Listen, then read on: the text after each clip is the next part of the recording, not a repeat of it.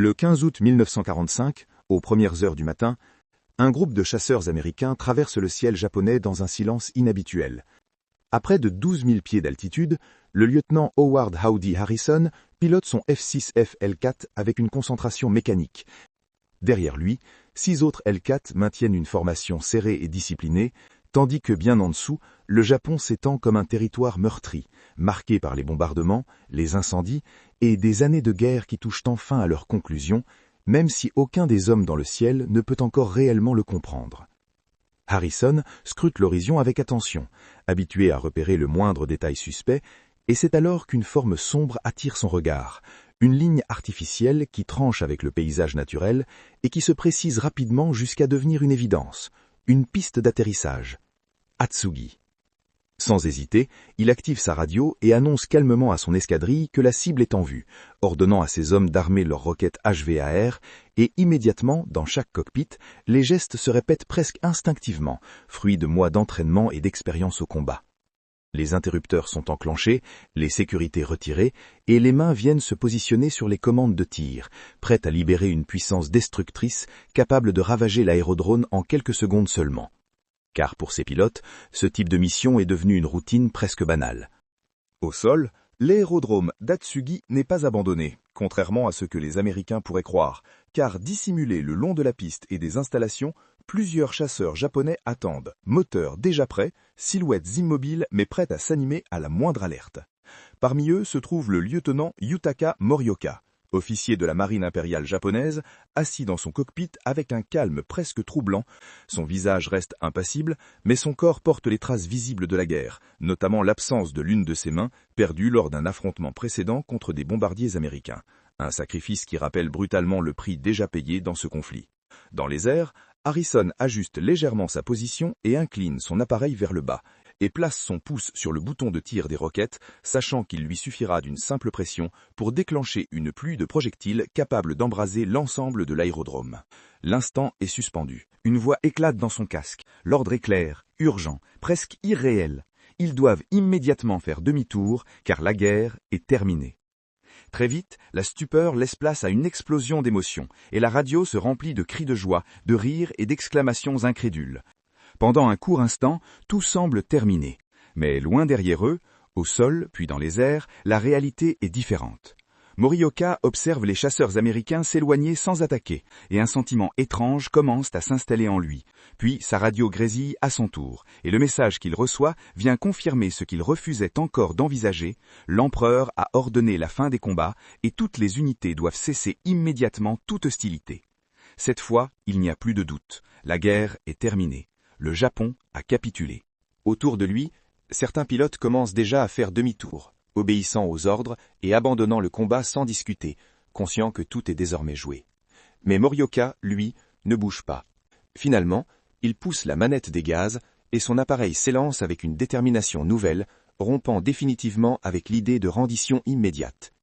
Autour de lui, d'autres pilotes choisissent de le suivre, volontairement ou instinctivement, formant un groupe qui refuse de laisser cette guerre se terminer sans un dernier affrontement. Dans le ciel, les Hellcats américains poursuivent leur trajectoire sans se douter de ce qui se prépare derrière eux, inconscients du danger qui remonte rapidement à leur poursuite, profitant de l'altitude et de l'effet de surprise. Les chasseurs japonais gagnent du terrain, jusqu'au moment où une voix surgit dans la radio américaine, signalant la présence d'ennemis en approche rapide. Harrison tourne la tête, son expression change instantanément, et en une fraction de seconde, la célébration disparaît pour laisser place à une réalité brutale. La guerre n'est peut-être pas encore terminée. Sans perdre une seconde, il hurle à ses hommes de larguer leurs réservoirs externes et leurs roquettes, comprenant que le moindre poids supplémentaire pourrait leur coûter la vie. Et presque simultanément, plusieurs objets se détachent des ailes des Hellcats pour disparaître dans le vide, tandis que les avions deviennent plus légers et plus réactifs.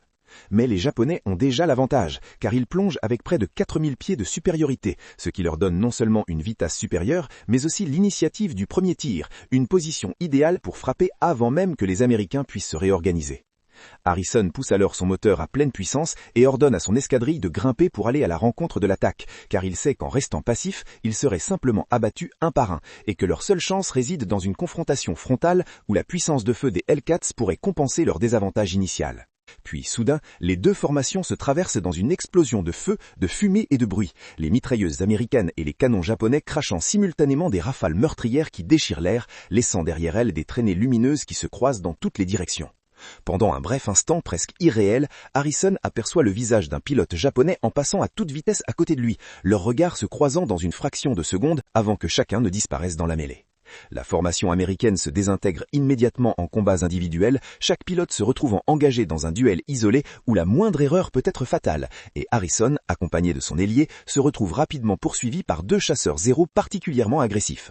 Comprenant qu'il ne peut pas simplement fuir face à des avions plus légers et plus maniables, il décide de plonger brusquement afin de gagner de la vitesse, espérant forcer ses adversaires à commettre une erreur. Mais l'un des pilotes japonais reste obstinément accroché à sa trajectoire, refusant de lâcher prise. Les deux avions entament alors une spirale descendante serrée, chacun essayant de se placer dans l'angle mort de l'autre, tandis que les tirs de canon japonais passent dangereusement près du cockpit d'Harrison, qui ressent physiquement le danger à chaque impact évité de justesse. Conscient qu'il ne pourra pas tenir ce rythme indéfiniment, Harrison décide de tenter une manœuvre risquée consistant à remonter brutalement en perdant volontairement de la vitesse, une technique dangereuse qui pourrait le laisser totalement exposé pendant quelques secondes critiques. Il tire violemment sur le manche et son L4 se cabre en montée, mais il maintient le cap, sachant que tout se joue maintenant. Comme il l'espérait, le pilote japonais le suit dans la montée, pensant pouvoir l'achever facilement alors qu'il ralentit, mais cette décision va se révéler fatale. Harrison bascule son appareil, laisse son nez retomber et aligne parfaitement son ennemi dans son viseur, profitant du fait que le chasseur japonais, plus léger, perd rapidement de la portance dans cette configuration. Il appuie alors sur la détente, libérant une rafale concentrée de mitrailleuses de calibre .50 qui frappe de plein fouet le Zéro. L'avion japonais se retourne violemment avant de plonger vers le sol en laissant derrière lui une épaisse traînée de fumée noire, marquant la fin brutale du duel, tandis que Harrison reprend brièvement son souffle.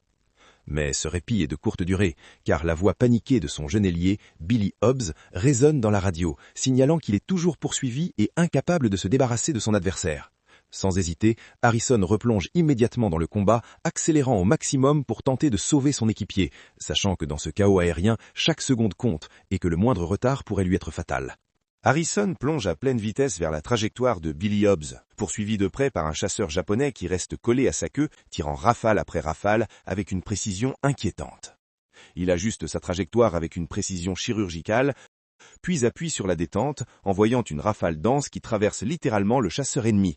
La voix de Hobbs revient immédiatement dans la radio, tremblante mais vivante, le remerciant d'un ton chargé d'adrénaline. Mais Harrison ne lui laisse pas le temps de souffler, lui ordonnant de rester vigilant, car autour d'eux, la bataille ne fait que s'intensifier. En effet, partout dans le ciel, les combats individuels se multiplient, transformant l'espace aérien au-dessus de la côte japonaise en un chaos total où chaque pilote lutte pour survivre dans un enchevêtrement de trajectoires imprévisibles, de tirs croisés et de manœuvres extrêmes. À quelques centaines de mètres de là, les lieutenants Theodore Ted Henson et Maurice Maury Proctor se retrouvent face à 3 chasseurs de l'armée impériale japonaise qui foncent droit sur eux. Et sans hésiter, Henson ouvre le feu le premier, envoyant une rafale précise qui arrache une partie de l'aile d'un des appareils ennemis, le faisant partir en vrille vers le sol. Mais les 2 autres ne ralentissent pas, et l'un d'eux riposte immédiatement, ses tirs passant au-dessus de la verrière de Henson, tandis que celui-ci corrige son angle et tire à nouveau, cette fois avec une précision redoutable, pulvérisant le nez et le fuselage de son adversaire, qui explose en plein vol. Il ne reste plus qu'un seul ennemi dans leur secteur, mais celui-ci arrive à pleine vitesse et tire sans relâche, ne laissant à Henson aucune fenêtre de tir, ce qui l'oblige à effectuer une manœuvre d'évitement rapide en basculant son appareil sur le côté.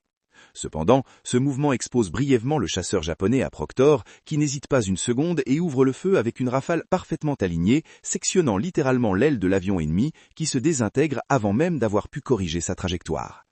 Malgré ces victoires rapides, aucun des 2 pilotes n'a le temps de célébrer, car la radio grésille déjà sous les appels à l'aide, et une voix en particulier attire leur attention, celle du lieutenant Joseph Saloff, qui annonce qu'il est pris sous un feu intense et qu'il ne parvient pas à se dégager.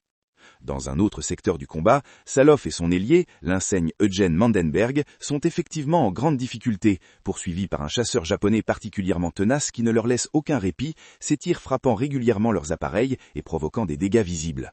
Saloff tente de manœuvrer pour couvrir son ailier, mais soudain, une explosion éclate dans son champ de vision et il voit avec horreur l'appareil de Mandenberg s'embraser avant de plonger vers le sol, ne laissant derrière lui qu'une traînée de fumée et de flammes.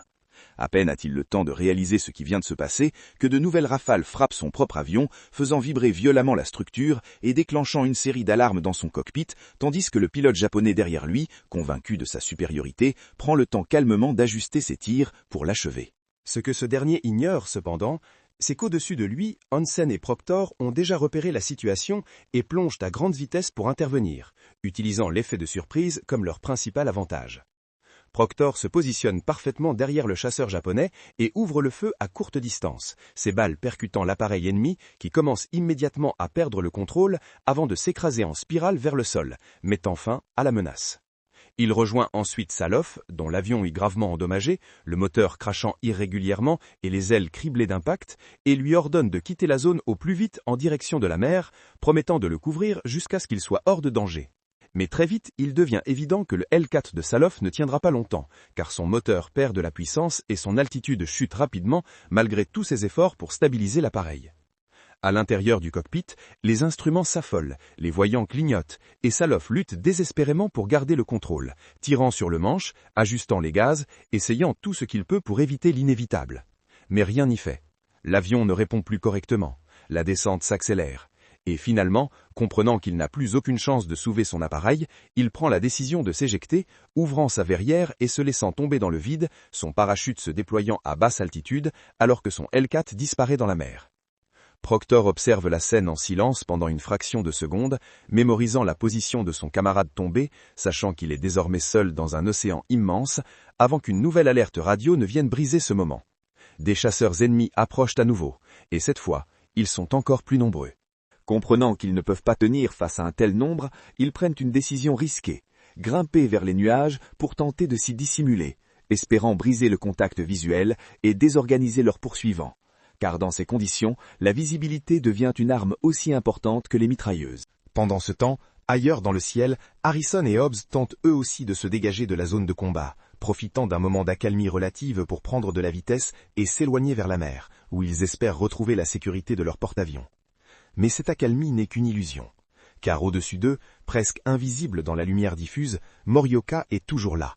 Il n'a pas abandonné, accompagné de son ailier qui reste légèrement en retrait, prêt à intervenir au moment opportun. Harrison ne le voit pas venir, et lorsqu'il réalise enfin la menace, il est déjà trop tard. Les premiers impacts frappent son appareil avec une violence brutale. Harrison. Le cri de Hobbs résonne dans la radio, chargé de choc et de rage. Hobbs plonge alors directement sur Morioka, ignorant totalement le danger. Mais Morioka est expérimenté. Il anticipe, il esquive. Et surtout, il n'est pas seul. Car dans l'ombre de cette attaque, son ailier attendait. Et maintenant, il frappe. Sans que Hobbs ne vérifie son arrière, le second chasseur japonais plonge sur lui et ouvre le feu à courte distance, ses obus pénétrant brutalement dans le L4, déchirant la structure et envoyant des éclats métalliques à travers le cockpit. Hobbs est touché. Gravement. Le feu commence à se propager autour de lui, envahissant lentement l'habitacle, tandis que les commandes deviennent de plus en plus difficiles à manipuler. Malgré la douleur, malgré le choc, il parvient à garder suffisamment de lucidité pour comprendre qu'il ne pourra pas sauver son avion. Alors, dans un dernier effort, il ouvre la verrière et se prépare à sauter. Son parachute s'ouvre quelques secondes plus tard, ralentissant sa chute, tandis que son L4 en flammes plonge vers le sol en dessous de lui. Mais Hobbs est déjà trop affaibli. Les blessures, le choc, la perte de sang. Suspendu dans le vide, au milieu d'un ciel encore marqué par les combats, il perd progressivement connaissance. Et, avant même d'atteindre le sol, il meurt. Plus loin, Hansen sort enfin de la couverture nuageuse, cherchant désespérément des repères, des alliés, un signe de vie, mais le ciel est désormais presque vide. « Harrison, Proctor, répondez !» Silence. Seule une voix finit par émerger. Faible, endommagée, mais vivante. Et Hansen comprend alors qu'il n'est peut-être pas seul survivant, mais que tout peut encore basculer.